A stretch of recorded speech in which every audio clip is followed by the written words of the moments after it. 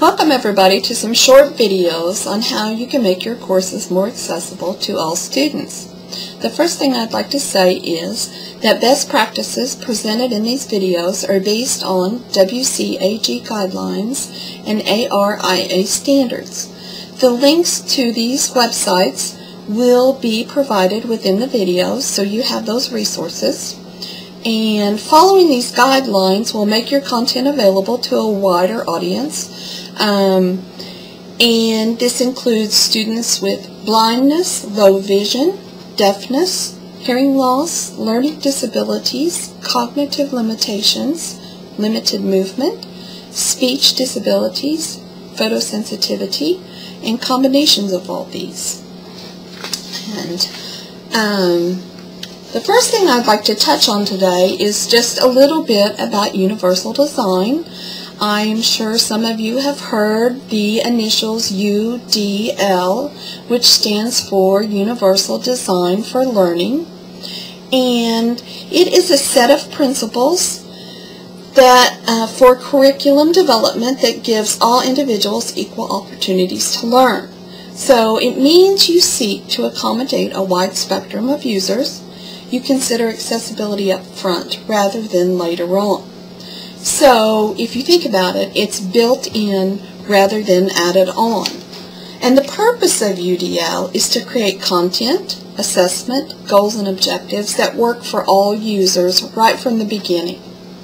And as you can see from the chart that we've pulled up in the video, what is universal design for learning and why it is necessary, it's explained in this chart. The what of learning, the how of learning, and the why of learning. So as you're designing your courses, you would want to think about, under the what of learning recognition networks, think about more ways to provide multiple means of representation for your students. Under the how of learning strategic networks, more ways to provide multiple means of action and expression. So the students have different ways to express that they know the content. The why of learning, more ways to provide multiple means of engagement. So stimulating the interest and motivation for the learners, thinking about how you can get the learners engaged.